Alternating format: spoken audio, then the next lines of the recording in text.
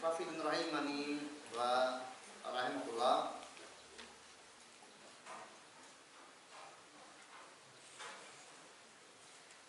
Apa yang disampaikan oleh mu'alif rahimahullah ini juga merupakan asal min usuli sunnah, bahwa seseorang yang diketahui secara pasti bahwasanya dia muslim al-qiblah, maka tidaklah dikeluarkan dari keislamannya kecuali dengan sesuatu yang meyakinkan pula. Intinya itu. Adapun bentuk-bentuk yang belum sampaikan ini sebagai sampel ya, bukan sebagai bahat, bukan sebagai pembatasan.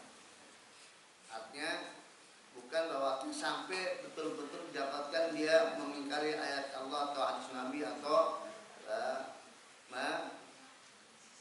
sholat selain Allah Ta'ala, beribadah kepada selain Allah. Intinya ya, selama dia tidak menampakkan hal-hal yang secara hukum syar'i itu dinilai sebagai apa? Sebagai nawaqidul Islam, maka seseorang tidak dikeluarkan dari ahlul qiblah. Apapun dosa yang diperbuatnya.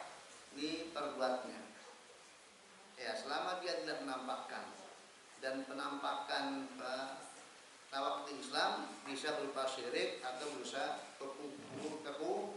kekufuran. Maka yang perlu sampaikan sampai dia menolak ayat Allah Ta'ala atau hadis Nabi SAW, maka ini berarti apa? Kalau pengingkarannya itu diucapkan, dilahirkan, dia mengatakan dia mengingkari, itu bukan dari Al-Quran, itu bukan dari kalam Allah ya. Atau kemudian dia menolak sesuatu yang dari Nabi SAW bin asar Rasul, bukan mengingkari ini ya periwayatannya, tapi mengingkari apa yang disampaikan oleh Rasulullah itu dianggap tidak tepat, dianggap tidak benar. Jelas-jelas itu dari Rasulullah SAW, tapi kemudian dia ingkari, dia salahkan, dia tolak, tidak mau menerima ketetapan Rasulullah SAW. Jadi itu berupa kufur yang lebih pada kufur takdim atau kufur juhud. Kemudian ada pun contoh-contoh berikutnya sampai dia itu sehingga dia sholat untuk selain Allah, berkorban selain Allah Ta'ala, maka itu berarti apa? Amalnya syirik. Itu yang zahir. Maka termasuk yang hukumnya hukum sama dengan kufur juhud atau kufur takdim, maka hukumnya sama. Termasuk dalamnya berarti istihza kepada agama Allah, ayat-ayatnya dan Rasulnya. Termasuk dalamnya sihir, karena itu bagian dari syirik. Intinya tidaklah seorang muslim yang hukum asalnya dia muslim al-qiblat itu dikeluarkan dari Islam kecuali apabila telah nampak padanya hal-hal yang menyebabkan apa?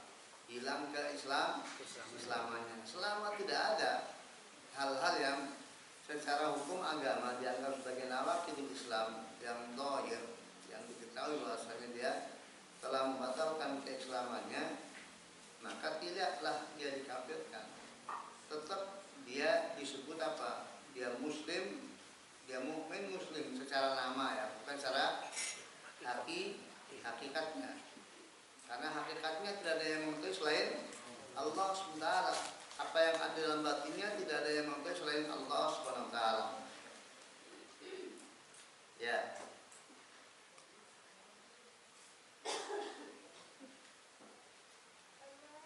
Maka prinsip Ahlussunnah ini berseberangan dengan prinsip al-bid'ah. Yang pertama dari kalangan Khawarij, yaitu apa? Yang mengkafirkan dengan sebab dosa. Perhatikan ya, supaya ini apa?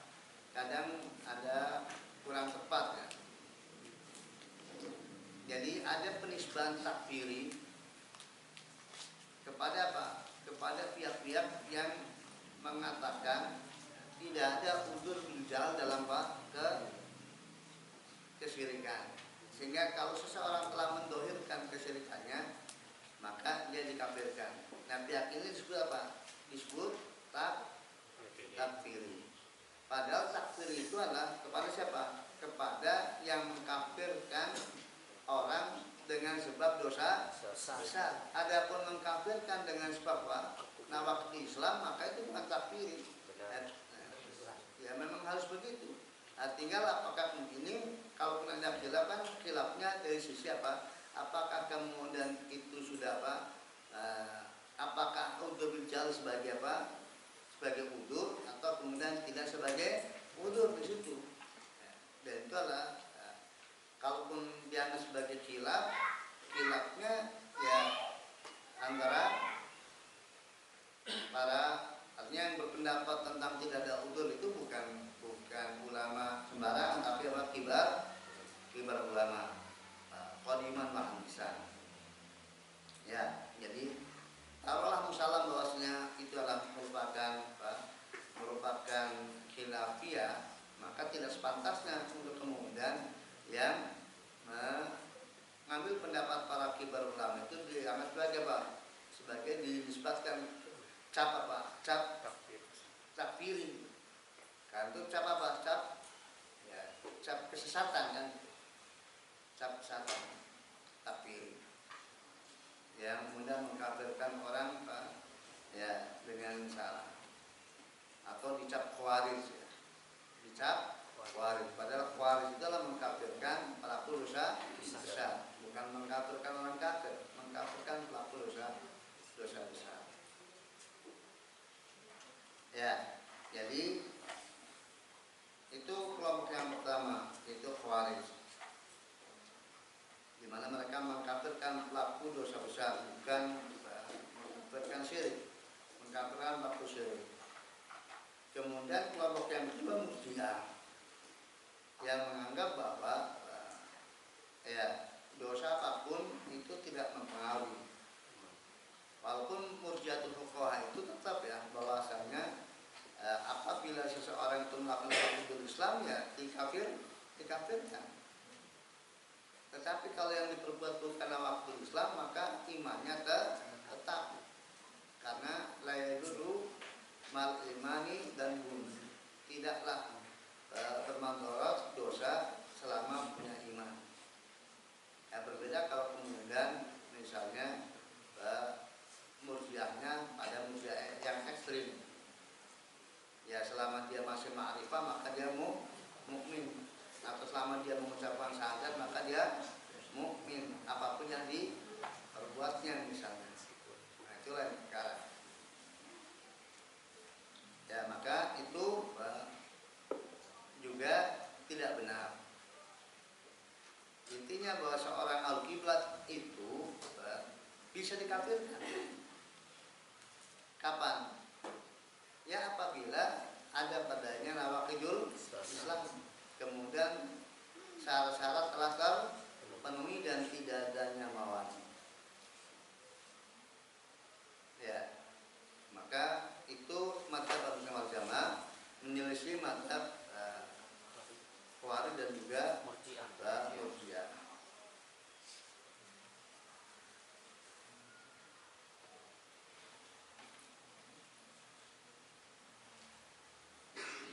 Maka apa kata Syaikhul Fauzan?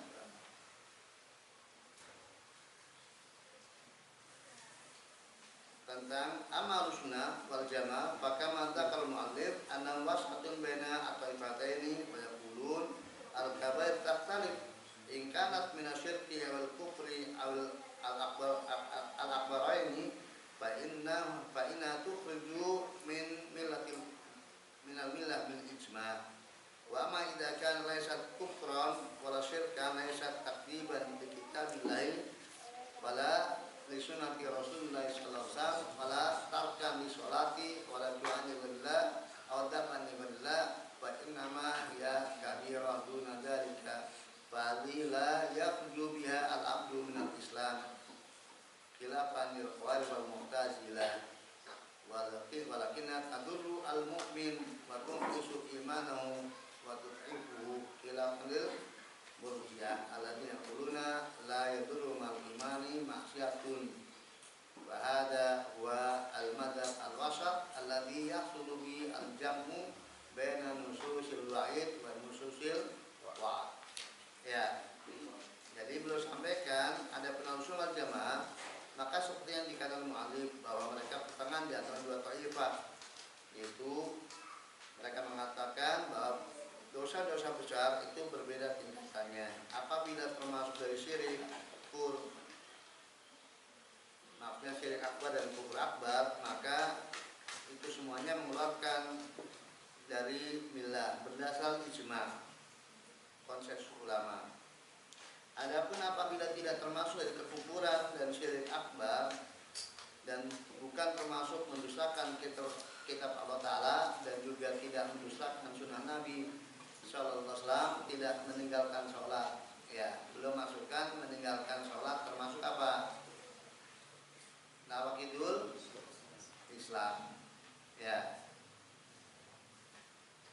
Jadi dikafirkan orang yang meninggalkan sholat karena jadi kedudukannya sama dengan syirik. Dan juga tidak berdoa kepada selain Allah, tidak menyembelih selain Allah, maka itu semuanya hanya berupa dosa besar yang itu semua tidak mengeluarkan seorang hamba dari Islam, menyelisih paham Khawarij dan Mu'tazilah. Akan tapi itu jelas menodai iman, mengurangi iman, melemahkan iman, menyelisih Murji'ah. Adapun orang-orang yaitu orang-orang yang mengatakan bahwasanya tidak membahayakan iman kemaksiatan apapun juga, maka inilah mazhab yang pertengahan, yaitu mazhab Ahlussunnah wal Jamaah yang telah menggabungkan di antara dalil-dalil tentang ancaman maupun dalil-dalil yang terkait dengan janji.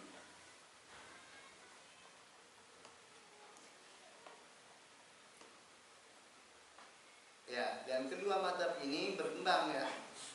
Artinya tetap ada di tengah-tengah kaum muslimin antara mazhab Khawarij dengan mazhab Murji'ah. Bahkan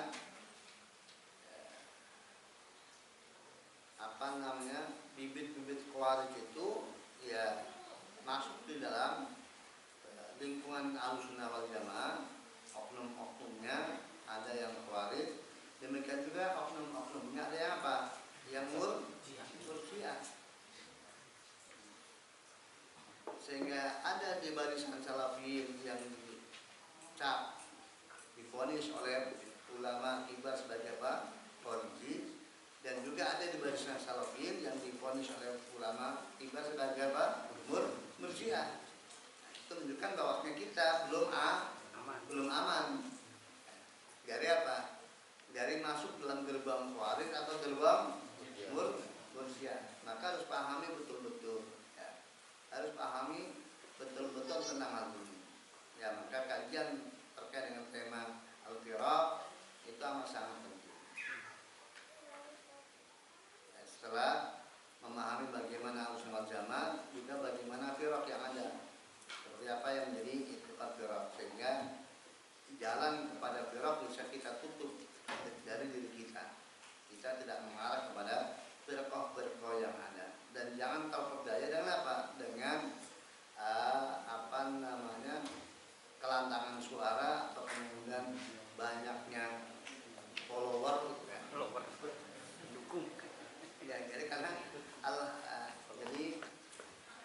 al-haq itu tidak mengikuti kebanyakan. Jadi bukanlah kebanyakan dalil, bukanlah kebanyakan pengikut itu dalil atau kebenaran, sebagaimana juga bukan sedikitnya pengikut itu bukti akan kebenaran. Kebenaran itu dibuktikan dengan dalil. Maka pahami baik-baik bagaimana thariq Ahlussunnah wal Jamaah. Ya, kalau kemudian kita tidak memahami baik-baik, ya, maka dia bisa terseret. Karena itu ada di lingkungan kita. Ya, fikrah Khawarij ada di barisan kita. Fikrah apa? Murji'ah juga ada di barisan kita. Bukan di luar pagar, di dalam pagar secara klaim ya, secara komunitas gitu ya, secara komunitas. Secara apa? Ya, dia pun mungkin ya di kita masuk dalam jajaran pusat-pusat. Ya, tapi ada ittijah kepada Khawarij, ada ittijah kepada apa? Murji'ah.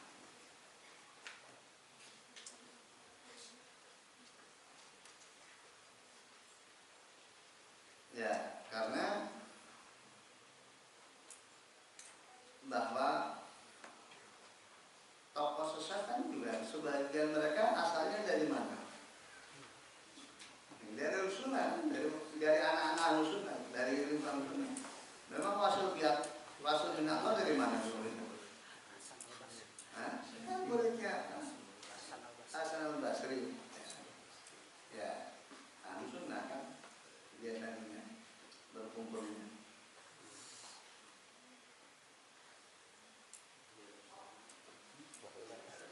Ya. Dan juga artinya dari yang kita kenal, ya, yang sebagian kan jelas dulunya bersama kita, kemudian nyebrang menjadi lebih berteman sama Kuburiyun, kan jelas kan artinya ada itu maksudnya. Ya. Atau kemudian lebih condong kepada Asy'ari, dan tetap kan pasalnya ya ngangkuti gerbong dari apa? Gerbong dari Ahlussunnah kan yang diangkut. Belum dia asalnya, belum tentu dia dapat follower dari apa? Dari yang dia keluar belum tentu, paling cuma dijadikan sebagai apa? Sebagai dalih oleh mereka tuh. Ya, ini dulunya di barisan kamu, sekarang apa? Dia paling ngangkut gerbang yang dulunya murid-muridnya diangkut. Belum tentu dia dapat apa? Dapat dari pihak yang dia berani kan. Kalau sudah istilahnya apa? Memuji-muji sana sini, belum tentu kan. Itu realita ya. Realita.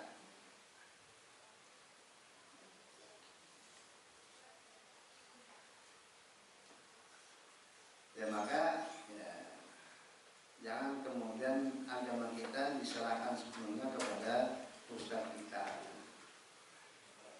Biasakan kita adalah mandiri, siap untuk kemudian meninggalkan ustaznya, sebagaimana siap untuk ditinggalkan ustaznya. Asal apa? Asal benar itu, asal benar, asal benar.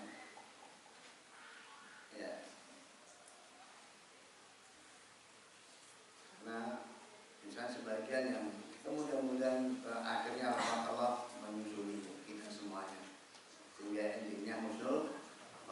Karena sebagian dari para kan teman satu majelis kan. Ya, jadi betul-betul bukan orang lain. Sebelumnya teman satu barisan gitu.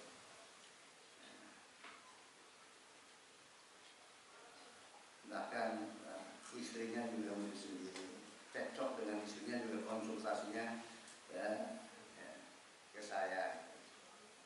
Nah, sekarang betul-betul sudah kajiannya kemana-mana kan, ya nyinyir kepada sahabat ini, lebih membela atau kemudian ya untuk kemudian semuanya Ahlussunnah wal Jamaah, apapun apa bentuknya. Ya, yang Rasulullah, yang sebagainya semuanya Ahlussunnah. Dan dia merasa misal belum menjadi apa? Menjadi orang yang suka membid'ah, merasa paling benar sendiri, merasa surga sendiri. Siapa yang merasa benar sendiri? Ya dia mungkin, kalau kita nggak pernah itu. Yang lainnya berakal apa? Tapi biasanya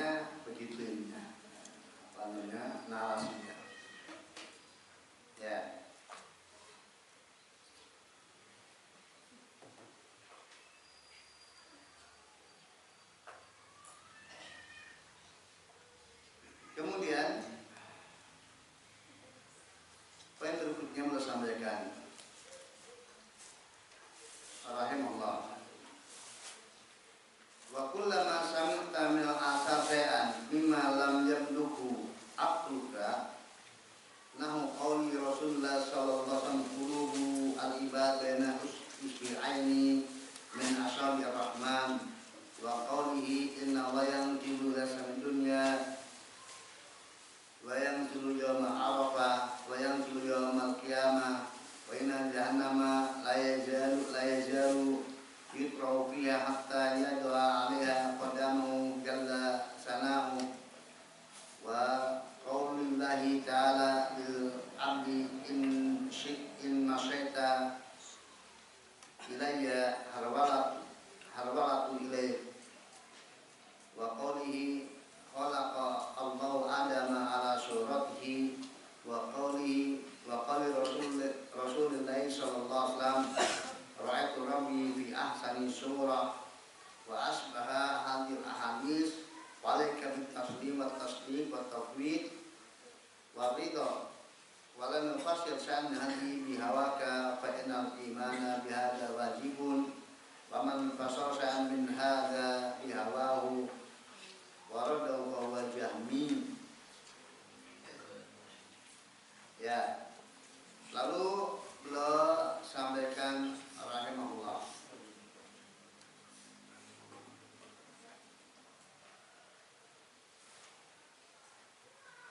dan setiap engkau mendengar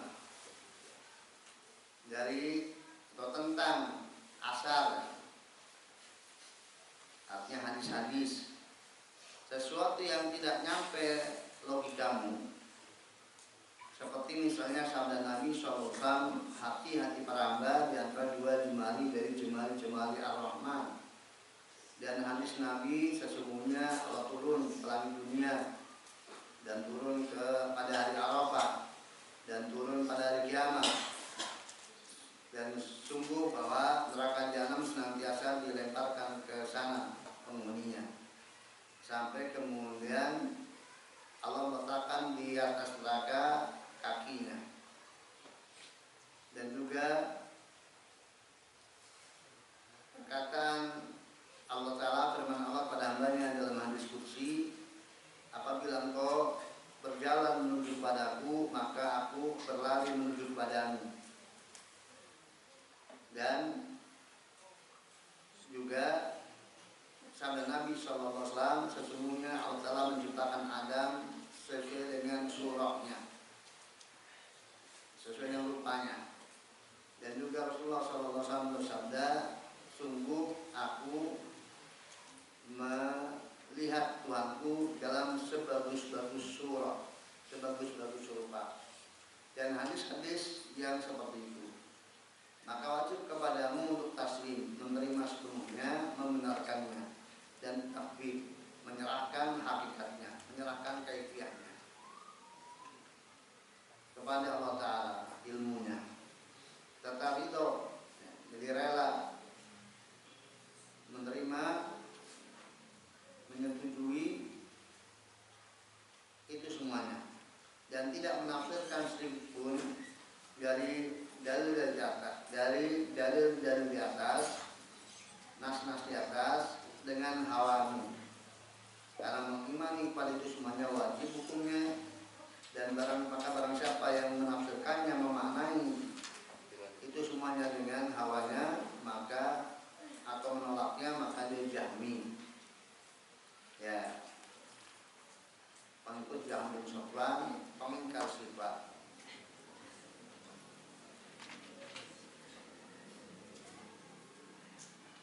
Ya, terkait dengan poin yang ke-51 ini, itulah mauqif Ahlussunnah wal Jamaah kepada nusus sifat.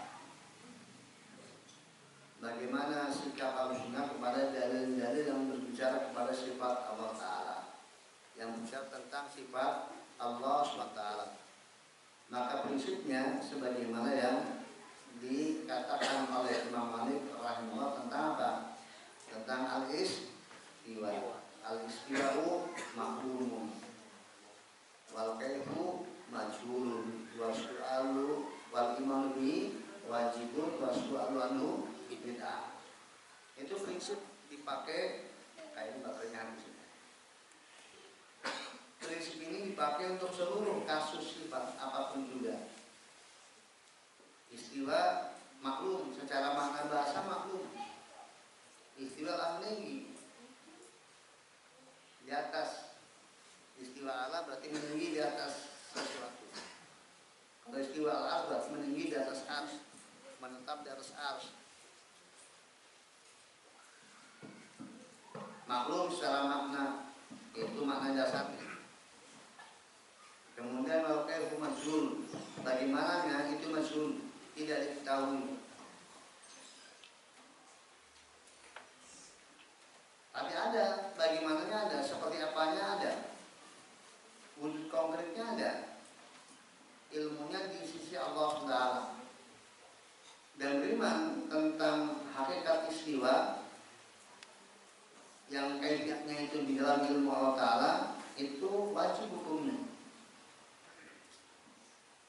Sementara mengatakan kaitannya bid'ah.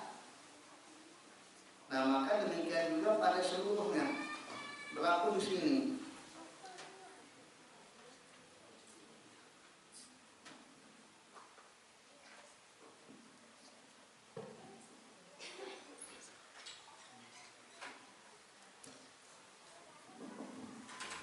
Ya, terkait dengan hadis yang pertama yang baru sampaikan bahwa hati para hamba di antara dua jumari dari jumari Allah Ta'ala, ini hadisnya soalnya dalam riwayat dalam Sahih Muslim.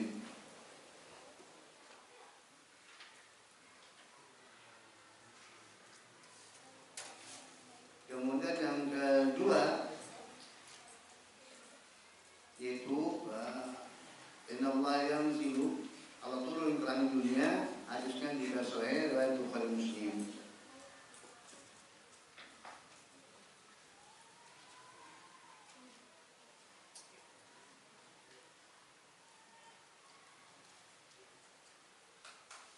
Ya.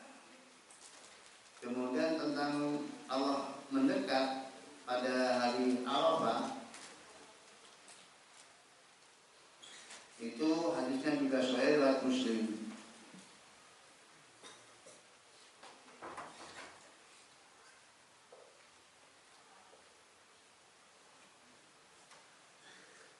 Ya, di mana Nabi bersabda, "Ma min yawmin aktsar min ayatin Allahu fi abdan nar min yawmin Arafah.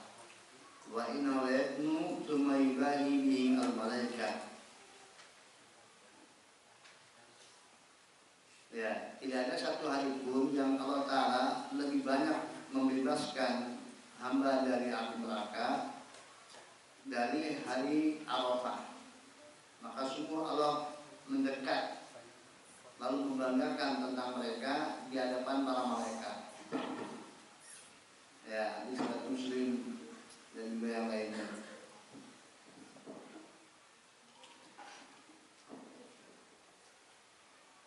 Kemudian tentang ada hari kiamat jelas, yaitu dalam firman Allah Ta'ala surat Al-Fajr, "Kalla idza dukatul ardu dakkan dakka wa ja'a rabbuka wal malaku saffan saffa." Itu maksudnya Allah datang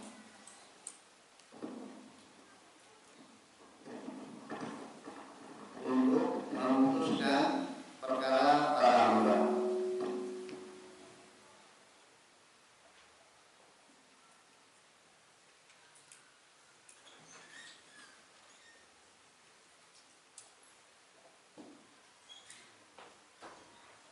Ya,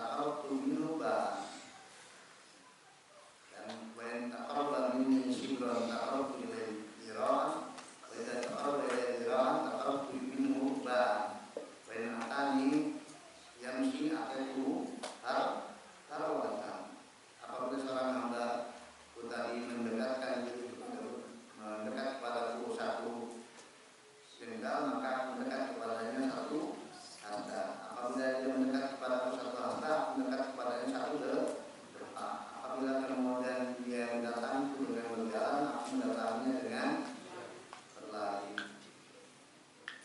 Ya.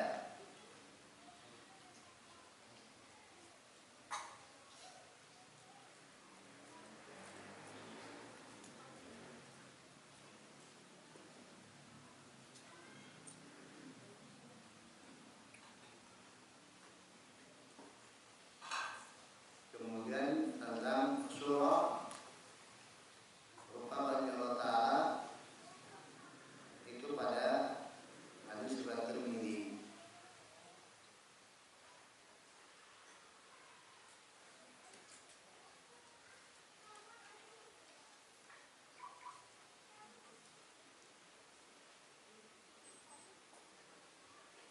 Dan juga dalam untuk kalau Quran dan ala surah ini itu adalah hadis Bukhari Muslim. Intinya hadis-hadis itu sahih, bahkan dalam kitab-kitab induk, kitab-kitab sahih seperti Bukhari Muslim. Maka kewajiban kita tadi itu semuanya hakiki, betul-betul dimiliki oleh Allah atau dilakukan oleh Allah Subhanahu wa Ta'ala dengan kaifiat yang ilmunya ada di sisi Allah Ta'ala, dan tidak boleh kita membiaskan hukum bagi Allah dengan hukum makhluknya. Ya. Tidak boleh hukum bagi makhluk itu apa? Digunakan untuk apa? Menghukumi Allah Subhanahu wa Ta'ala. Itu namanya qiyas usul. Tidak boleh.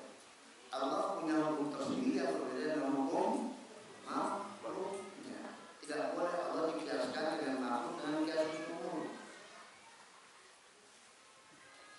Maka apa yang berlaku bagi makhluk dilakukan juga bagi Allah Ta'ala. Demikian juga tidak boleh dikiaskan dengan qiyas tamsil.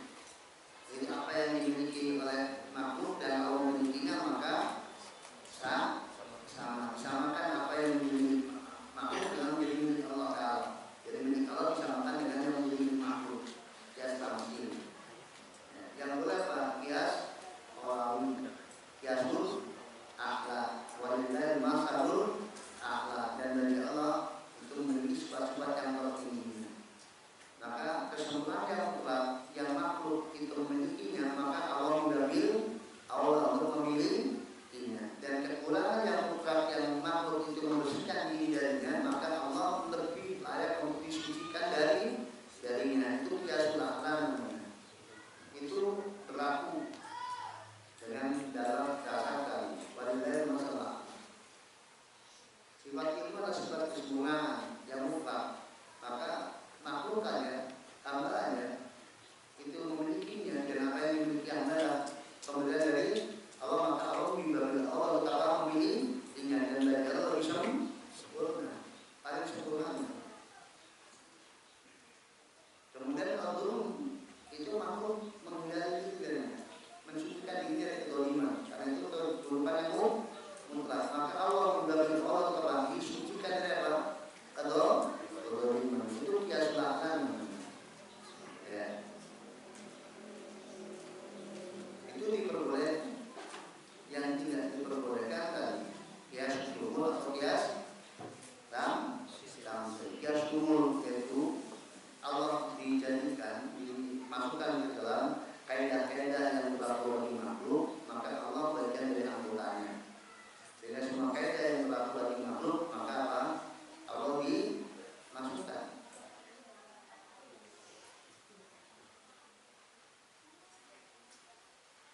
Ya, setiap yang bersifat maka berjasa. Maka ketika dikatakan Allah bersifat, maka Allah berjasa. Ya, setiap yang istilah maka dia apa?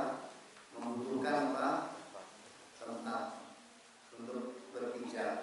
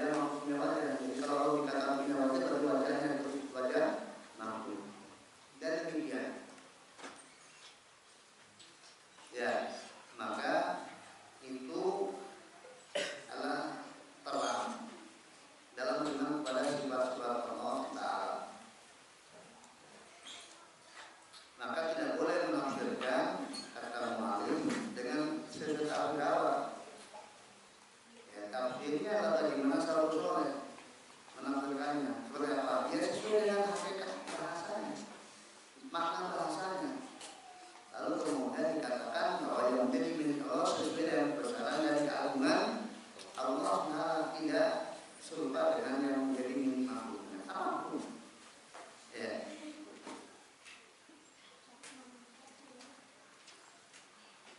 Sehingga perlu tegaskan siapa yang kemudian menampilkan dengan hawanya atau kemudian menolaknya berarti dia jahmi. Kalau itu prinsip jahmi, di mana mereka memaknai sifat-sifat perkara sesuai dengan hawanya, karena mereka tidak menetapkan kalau nanti sifat hakiki, karena dianggap nanti merupakan oleh makhluknya, lalu tampilkan pada makna yang menyimpang, atau kemudian menolak asalnya, dianggap itu tidak pernah Nabi bersabda demikian. Karena tidak sepantasnya Nabi menyerupakan Allah dengan makhluknya, maka itu pasti tidak benar. Nabi tidak pernah jadi tolak karena dianggap informasi dalam hadis tersebut tidak sepantasnya diinformasikan oleh Nabi, karena itu ada unsur merupakan Allah dengan makhluknya. Ya. Kemudian pada bagian tauhid tadi, jangan dipahami tauhid seperti yang dilakukan Muhammadiyah. Yang dimaksud tauhid menyerahkan dalam menyerahkan kaifiahnya ke dalam ilmu Allah, bukan tauhid yang mengklaim sebagai mazhab salaf, yaitu menyerahkan maknanya kepada Allah Taala.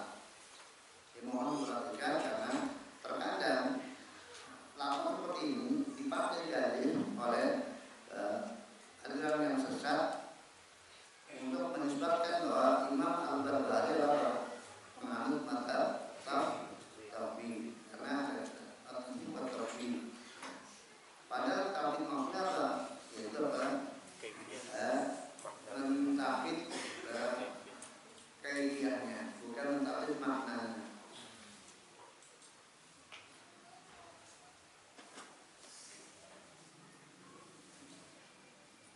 Ya. Dari mana? Jelas dari perkataan tasdim, tasdik, ridho, kemudian tidak menampilkan sedikit pun sesuai hawanya. Berarti ada tafsirnya atau tidak? Ada. Tetapi apa? Jangan tafsirkan dengan apa? Hawanya. Kalau maknanya, tafsir maknanya itu sesuai dengan kaidah bahasa.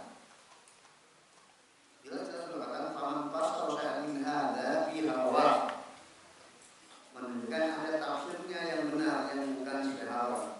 Ya seperti kita selalu mengatakan bahwa istilah ala ta'ala. Kalau rasa demikian, atau demikian ya. Kalau qadar dan qadar. Ya, ja'a yang nusul ya nusul. Karena itu sangat jelas dan gampang bisa dipahami siapa saja makna dari kalimat tersebut atau makna dari mufrad tersebut. Ya, nah itu tentang mauqif pada nusus sifat, termasuk tentang surah. Ya. Rupa atau bentuk bagi Allah Subhanahu wa Ta'ala. Ya, meskipun pada hadis Nabi khalaqallahu Adam ala suratihi, dan dhamir hal itu kembali pada Adam, tidak menghasilkan bahwasanya itu adalah misal, ada menyamakan.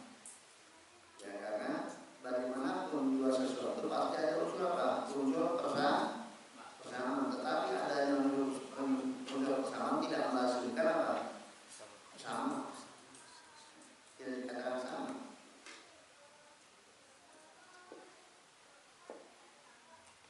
Ya. Maka itu sebab surah lillahi azza wa jalla. Bahkan dari surah rupa bagi Allah Ta'ala, terbentuk bagi Allah Subhanahu wa Ta'ala. Itu kembali ke Adam ke Dhamir kembali kepada Allah Ta'ala. Tadi saya punya apa? Adam ya. Maksudnya kepada Allah Ta'ala. Inna Allah khalaqa Adam ala suratihi suratihi, karena dia yang lainnya ala surati Rahman.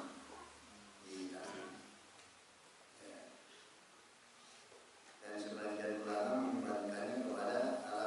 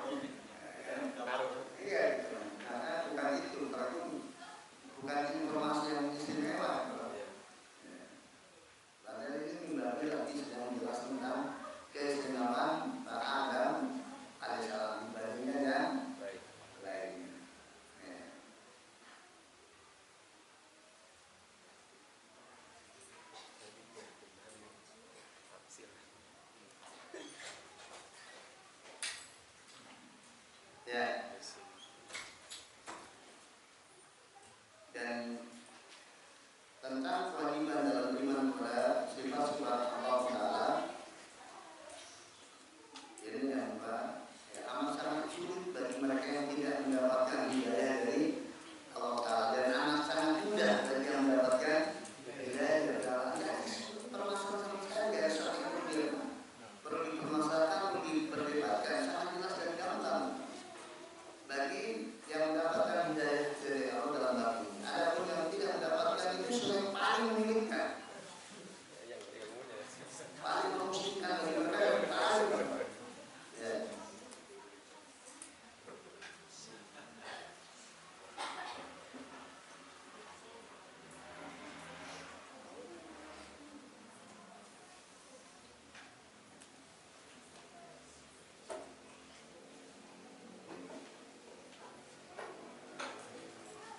Ya, sampai di sini terlebih dahulu. Kalau ada pertanyaan, maka silakan. Salam. Ya. Terkait tentang hukum orang-orang Khawarij yang takfiri haramkan dengan kabair menolakkan jenazah. Sekarang sebaliknya gimana? Bila ada di kampung kita orang yang menampakkan diri ke khawarijannya, apakah kalau dia meninggal kita boleh untuk melepas diri tidak mensolatkan dia? Ya, Imam Ibrahim bahwa ya secara hukum Khawarij itu muslim, maka tidak mesti harus sholat. Adapun kalau kemudian seseorang menghindari mensolatinya, itu tujuannya jadi wrong. Ya, artinya apa? Ya untuk memberikan apa? Hukuman dan peringatan kepada yang lainnya, bukan hawa, ya. Bukan karena nakal. Saya jadi hawa adem. Itu di hawa. Jadi kalau nggak ada pengaruhnya, ya hukumnya bukan silakan bersolat boleh, enggak boleh, karena fardu kifayah ya, fardu kifayah. Jadi kalau karena ibu atau kemudian dari orang yang lainnya, tapi kalau tujuannya jadil, maka harus lengkap itu jalan tersebut. Kalau nggak ngaruh, nggak sholat juga nggak ngaruh. Yang penting nyolatin karena dapat pahala nyolatin. Tapi kalau nggak mau nyolatin, ya, apalagi kalau nggak nyolatin, apalagi dapetin, nah, itu tidak banget. Maka sama saudaranya nggak mau nyolatin amal. Kan sholat aja. Ya, jadi kalau masa sama tetangga sendiri nggak mau nyolatin, nah itu harus harus apa? Harus nyolatin. Kalau disorot, nggak nyolatin disorot. Karena masyarakat nggak paham apa sih kesalahannya. Nah, kecuali masyarakat paham akan kesalahannya dan paham untuk tokoh yang kalau nggak nyolatin, bahaya kalau besok kami jadi sorotin beliau. Nah itu baru berarti ngaruh. Ya, ada yang lain? Tadi di poin pertama pelaku dosa besar itu disolatkan, dan di poin pertama itu tidak disebutkan tarkan disolat. Tapi di poin kedua tadi Ustaz menjelaskan syarahnya, wala yakhruju ahadun min ahlil qiblah. Di sana ternyata ada kalimat tarkan disolat.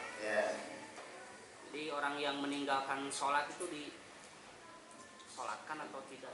Padahal tadi masuknya ke poin yang kedua. Ya, jadi kan itu kan memang juga mu'alif kan, tarkan sholat. Maksudnya berarti oleh siapa? Oleh Syekh Al-Fauzan. Kan saya menunjukkan perkataan Syekh Al-Fauzan pada poin kedua, tidak di mu'alif. Kalau mu'alif ya tidak membantu. Nah, maka itu tergantung bagi mereka yang mengkafirkan sholat, mengkafirkan tarkan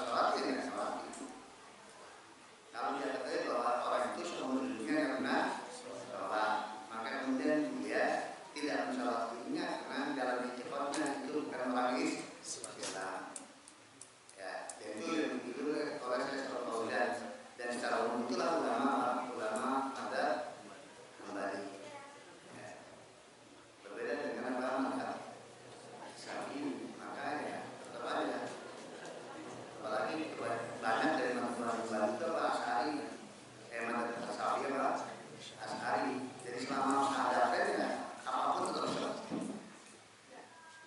Selama apa? Jangan cuma nggak sholat, musyrik sekali itu tetap sholat. Syirik aja syirik kemudian selama tarawih bulan kan pasti dia nggak musyrik.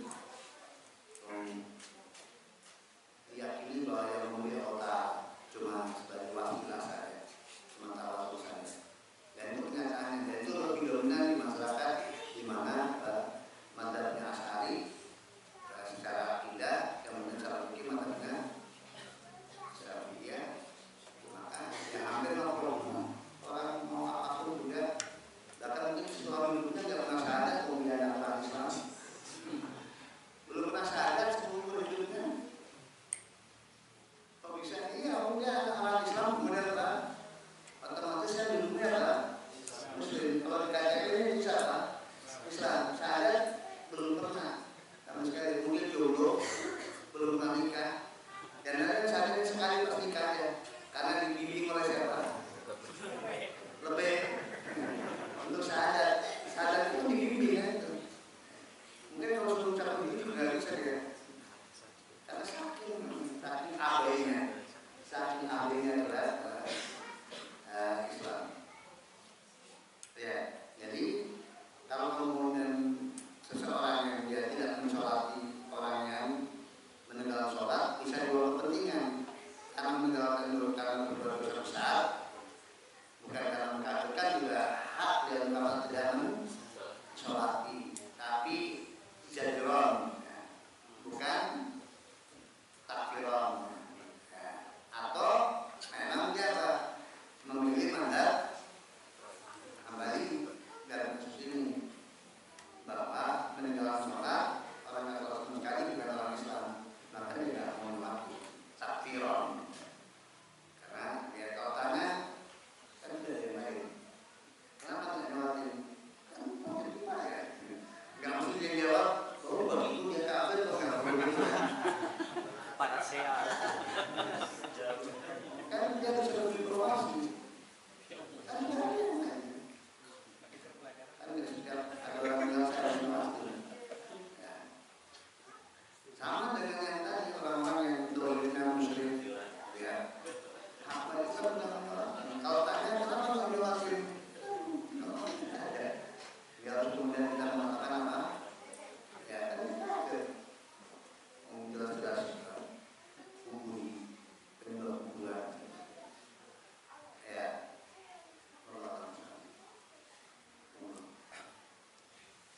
pertanyaan pertama, apa ahli kiblat itu senang dengan muslim? Ahli kiblat apa senang dengan muslim? Kedua, gimana dengan orang Syiah dan yang tasayuf? Mereka kan ada acara takiyah, iman saya. Mereka datang ke Muhammadiyah jadi Muhammadiyah. Ya, amaliyah kayak kita. Padahal tidak beda. Gimana tentang mereka kalau meninggal? Yang pertama tentang alhamdulillah, apakah ini sudah muslim? Ya. Jadi ketika para ulama menyebut alhamdulillah itu adalah maksudnya muslimin. Dan ini sebagai juga sebagai catatan. Jadi kalau kemudian nggak sholat ya layak tadi itu. Kemudian nggak pernah beribadah. Jadi ini maka ya, sebagai ulama bilang maka orang yang nggak sholat itu dari disebut alhamdulillah kemudian nggak punya kiblat dan nggak menghadap kiblat. Jadi itu penamaan sekaligus sebagai batasan minimal. Yang namanya orang muslim itu minimal tuhirnya dia sholat menghadap kiblat. Kalau dia ngaku muslim tapi nggak menghadap kiblat, tidak menunaikan sholat, maka bukti minimal Islamnya nggak ada. Maka dia bisa mengambil kiblat. Itu. Tetapi kan bahwa itu lebih kepada apa? Ya identik orang Islam. Kalau kiblat itu maksudnya orang Islam. Tapi baru juga diistilahkan al-kiblat untuk menjadi perhatian dari semuanya. Yang namanya orang Islam itu minimal apa? Sholat menghadap kiblat.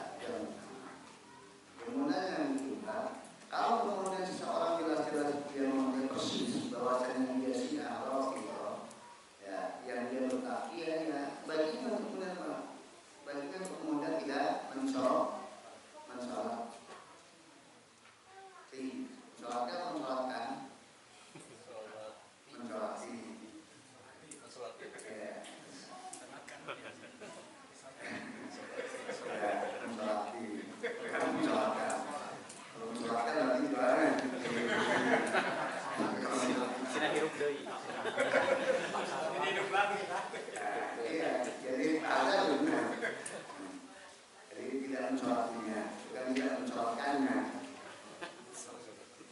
Ya, walaupun maksud yang mata mensolatkannya adalah mensolatinya. Ya. Nah tadi, jadi hak bagi kita untuk menjadi dan mensolatinya kalau kita bahwa dia apa? Si Allah gitu. Bahkan kalau itu ya disembunyikan. Dia memang sengaja untuk orang merusak tatanan Islam, tidak hanya sekedar mengaku, tapi sendiri yang betul-betul merusak Islam. Lalu jelas-jelas dia adalah Syiah Rafidhah yang dia punya hubungan dengan berbagai macam keyakinan yang ambil. Kalau persis, tidak mensolatinya. Karena apa? Karena menganggap sebagai murtad, bukan ahlul qiblah, karena dia takiyah. Tapi kita tidak kemudian mengapa dalam sholat itu karena dia kafir. Ya. Secara keyakinan ya, tetapi secara ini kan apa? Tidak tadi. Karena apa? Itu sudah mewarnai siapa? Qadirul Ilamna. Karena kalau setiap individu pakai jelata itu diberikan kebebasan itu, tidak akan terjadi kekacauan. Maka dia yang berwenang untuk kemudian bagian mengiklankan kepada pihak yang lainnya. Kita adalah ilmu antara kita dengan Allah Taala, apa yang kita yakini sebagai sebuah kebenaran yang kita yakini. Adapun kepada manusia, setelah kita bisa berdiplomasi, kita tidak kemudian menghubungi sebagai muslim. Atau kenapa kita ada yang melatih? Kan kita tidak menghubungi muslim, tidak menampakkan apa yang tidak orang memahami. Oh berarti ya tetap masih ada muslim lagi. Karena kita ya, tetapi tadi harus dengan sesuatu yang meyakinkan, sebagaimana asalnya dari muslim dengan yakin, maka tidak boleh mengeluarkan Islam kecuali dengan sesuatu yang meyakinkan. Maka selama kita tidak yakin 100%, maka hukum saja orang muslim selesai. Kita tidak pernah beban. Ketika kita tidak yakin 100% bahwasanya kita telah keluar dari Islam, itu yang paling aman, paling hati-hati. Jangan pernah kita mengeluarkan seorang Islam menjadi kafir, sementara kita nggak punya dalil yang meyakinkan 100%. Ya. Pertama, ini pertanyaannya sudah disampaikan dasar saja tentang seorang yang melakukan apapun Islam, kemudian dia mau kembali. Syahadat ini harus dipersaksikan atau tidak? Tidak berdasarkan. Karena kalau misalkan dari nol orang juga nggak tahu kalau dia sudah murtad adalah. Jadi cukup antara dia kepada Allah. Kecuali dia pindah agama misalkan. Kalau tidak Yang kedua tentang seseorang yang dianggap sudah keluar dari Islam. Untuk hitam di atas putihnya ini karena berkaitan dengan warisannya. Terus masalah pernikahan, masuk kita kalau dia meninggal sholatnya atau enggak. Ini untuk hitam di atas putihnya cukup dengan pemahaman pribadi atau tokoh agama, atau harus ada payung hukum dari pemerintah? Ya, yang paling amannya Anda minimal tokoh agama. Ya. Karena nanti ada persengketaan.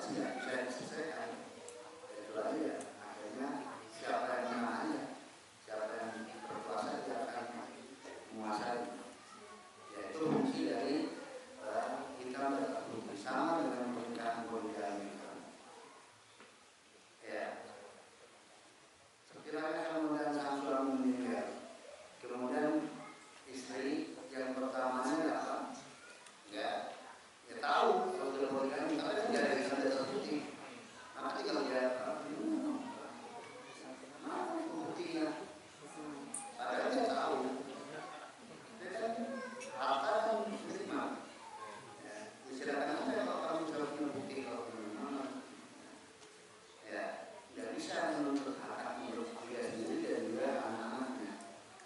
Maka menurutnya besar ya, menurutnya besar ya, pernikahannya kemudian tidak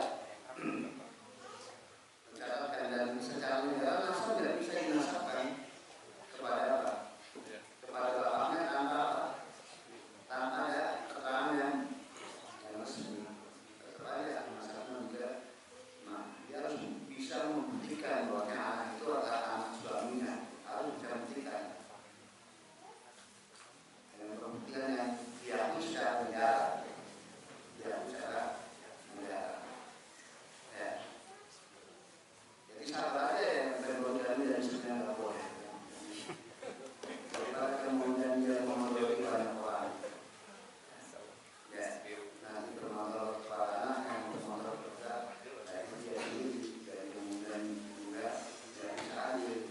Ya, jadi ya memang takdirnya harus begitu kan. Jadi kan banyak kemaluan yang timbul, yang dia bisa jadi dosa yang lebih besar daripada pahala yang dapatkan. Betul, saya sampaikan, saya juga. Karena untuk kan pokoknya pada keadilan dan sangat sulit untuk kemudian melakukan keadilan, sangat sulit kalau kemudian itu kalau nggak setuju, kalau setuju masih mungkin ya. Setuju tapi usulannya nggak mau ada gitu. Ya silakan aja tapi nggak mau kalau terus pengadilan nggak mau ada. Maka bisa melakukan keadilan. Mana nanti ketika kemudian ya kayaknya ada masalah berikutnya punya anak sebagainya. Nah ini mau nggak kemudian memberikan haknya? Tapi itu masih sudah menjadi kedoliman dari istri, bukan dari suaminya. Kalau suaminya nggak perlu karena apa? Dia berjalan sekali. Wajar namanya kan punya anak wajar. Nah, kalau nanti anak ini kan diakui dan bisa insya Allah diproses untuk kemudian mendapatkan pengakuan asal saksinya ada dan istrinya pun mengakui. Cuma sekali lagi jangan melanggar secara gegabah karena ketika kita berdatangan ada efeknya. Kira-kira efek yang ditimbulkan cuma yang sama karena dengan tujuan mencari pahala ada orang hidup hanya berdosa. Ingat atur rumah kemudian kedoliman harus dilakukan matahari dan yang peduli kalau punya didolimi istri besok menuntut aja seperti akhirat. Kalau sudah di akhirat punya suami istri adanya apa mana pahala muslim sama ambil terus aku ambil gitu. Itu nggak ada. Jadi memang di dunia menangis saja yang bisa berbuat apa tapi di akhirat sudah tuntutan itu kan orang sangat butuh ganjaran, sangat butuh jatuh dosanya dan ada peluang untuk kemudian tarik pahala orang, kemudian menyerahkan dosanya, tidak peduli itu mau suami, mau anak, mau apa, tidak peduli kalau sudah di akhirat. Nah itu harus kemudian diingat, harus kemudian diingat. Itu minimal kemudian. Selanjutnya, hukum orang yang menolak hadis sahih dan berdalil dengan logikanya, apakah termasuk ke ini yaruddu syai'an min asari Rasulullah dan ya secara hukum maka dia bid'ah. Selama jadi secara logika dia tidak akan melakukan hal bid'ah. Nah itu bid'ah. Bid'ah. Jadi kemudian dikafirkan gara-gara kecuali mungkin perkara yang makhluk di video tidaknya bahwasanya sesungguhnya dia pun tahu persis bahwa Nabi itu sudah besar dia sudah dibuktikan bahwa itu betul sabda Nabi dari menunjukkan perjalanan menjadi dari Nabi yaitu bisa dikatakan. Tapi semata-mata bahasanya dia menolak hadis Nabi karena apa? Secara logikanya itu jauh sekali Nabi bisa demikian, maka itu apa?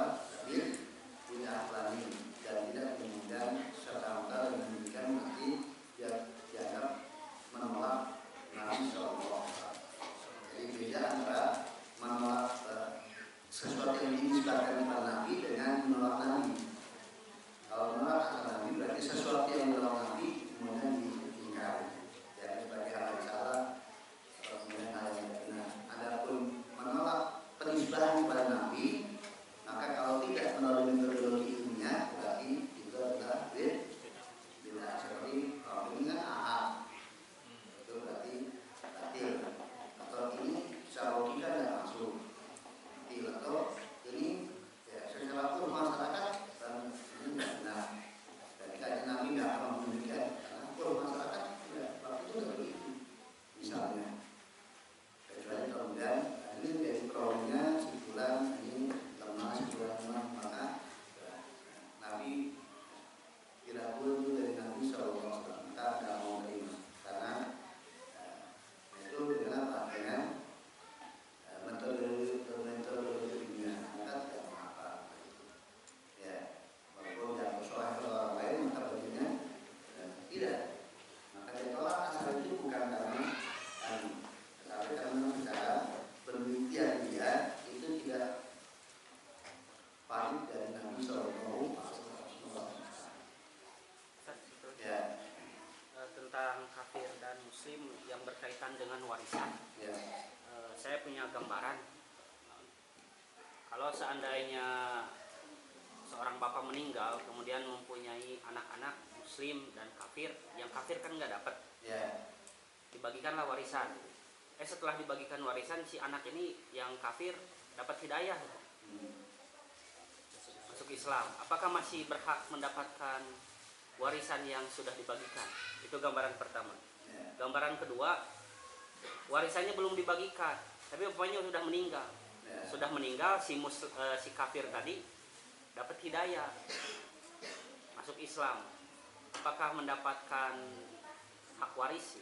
Walau secara ini adalah hukum ketika meninggal bapaknya. Walau misalnya saya nggak tahu, tapi artinya itu harus dicek tapi secara ini ya ketika bapaknya meninggal apa statusnya?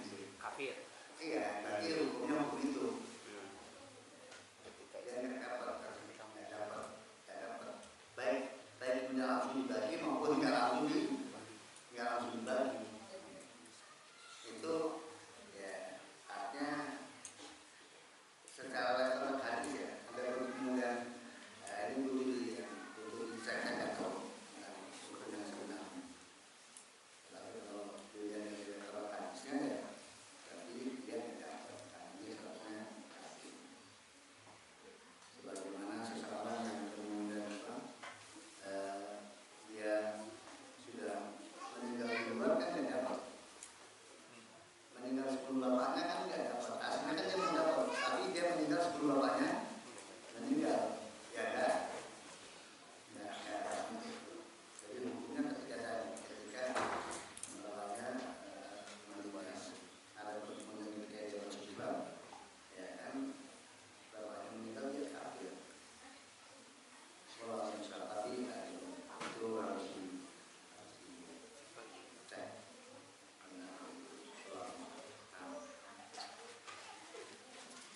Ya, kita lanjutkan dengan satu lagi. Kalau malih rahimah, wa man ja'ama annahu yara rabbahu fi dunya fa huwa kafir billahi ta'ala. Ya. Barang siapa yang mengklaim bahwasanya dia melihat Tuhannya dalam kehidupan dunia, dalam keadaan sadar maksudnya, maka dia kafir.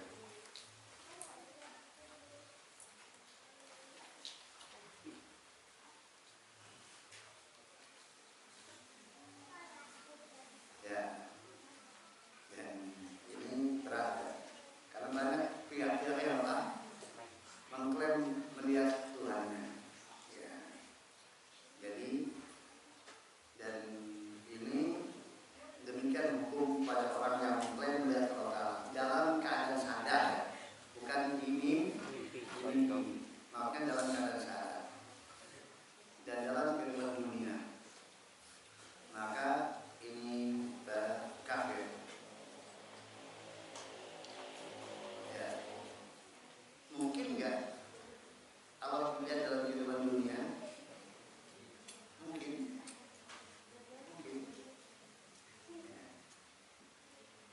Kalau ditinjau dari mungkin, tapi tidak terjadi.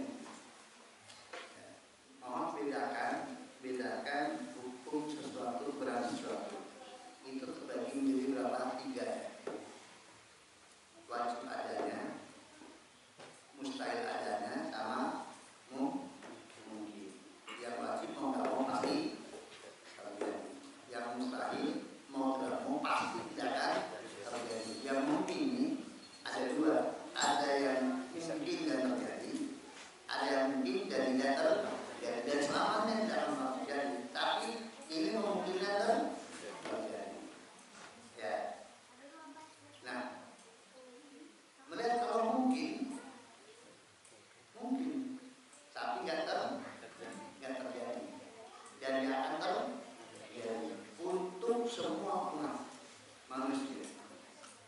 Isma ulama, kecuali Rasulullah SAW, kecuali Rasulullah hilaf. Artinya bukan hilaf muda ya, berbeda pendapat. Berbeda muda kan bohong.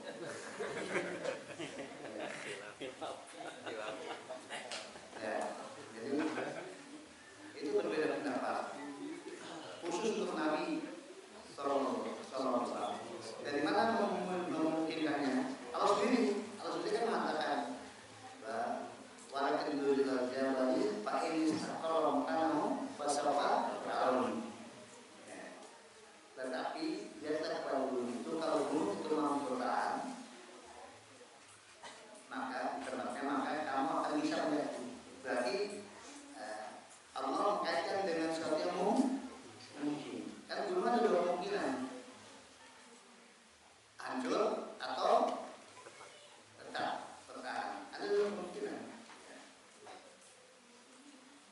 Maka kalau kemudian kemungkinan yang kedua yang terjadi, maka manusia bisa melihat.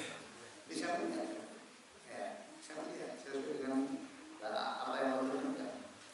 Jadi itu mungkin, tapi tidak akan terjadi. Dan ijma ulama, tidak ada seorang pun selain Nabi SAW yang melihat Allah Ta'ala dalam kehidupan dunia dalam keadaan sadar. Bahkan, dan siapa yang mengklaim demikian, maka dia kafir. Ya. Nah, terkait dengan Nabi SAW, maka itu khilaf. Dan yang sahih pun tidak. Yang benar pun Nabi tidak. Jadi tidak ada seorang pun dalam kehidupan dunia dalam keadaan sadar melihat Allah Ta'ala, termasuk Nabi SAW. Adapun sabda Nabi tentang wa'atul Rabbi bina dan surah itu adalah ru'ya, melihat dalam mimpi. Jadi kan ada 2. Nabi menafikan dari dirinya melihat, dan Nabi menetapkan pada dirinya melihat. Ada 2 nas. Wa'atul Rabbi biasa yang surah dan sudah didapatkan kan? Ya. Dan juga Nabi tanya, arwah tarobah olah nurun anau. Itu nur. Apa kemudian kamu cahaya dari mana aku bisa melihat? Itu pengingkaran. Nabi mengingkari dirinya melihat. Aku hanya melihat cahaya. Sadar kan? Dalam kondisi sadar. Dalam kondisi sadar. Iya, dalam kondisi sadar. Dalam kondisi sadar. Kan Mi'raj sebagaimana Nabi SAW. Nah, maka jadi yang Nabi katakan Rasulullah itu adalah dalam keadaan mimpi, maka dikompromikan. Maka Nabi tidak pernah melihat. Rohnya keduanya dalam mimpi, ada dalam sadar maka tidak. Nah, karena ada 2 riwayat tersebut yang Nabi melihat dan Nabi tidak melihat,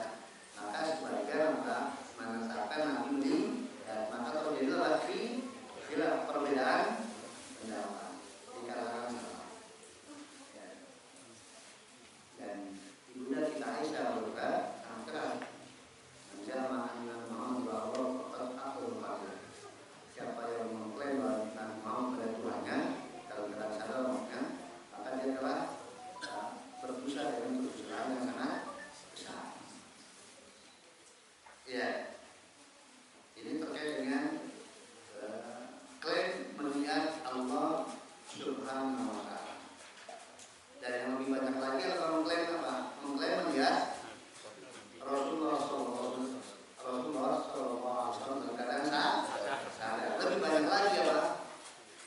Bertemu dalam keadaan mimpi dan secara umum kalau orang hari ini yang pandang itu pendusta umum secara umum.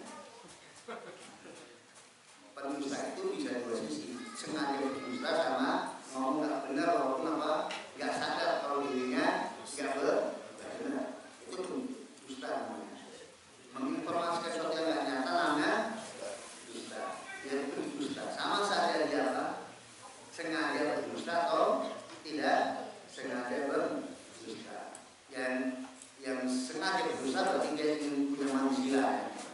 Ingin punya kedudukan di dalam manusia bahwa dia pernah dia Rasul dalam sadar itu mengembang itu. Ya. Demikian juga dalam mimpi. Nah, kalau ya padahal kalau dia jujur, maka yang dilihatnya setan. Kalau dia jujur, yang nampak kelihatan secara sadar itu setan. Demikian juga yang datang dalam mimpinya adalah setan. Ya. Dan kalau tipenya pendusta, maka tidak menutup kemungkinan dia juga berdusta maksudnya. Artinya sengaja berdusta supaya apa? Ya. Viral. Ya, supaya punya yang istimewa.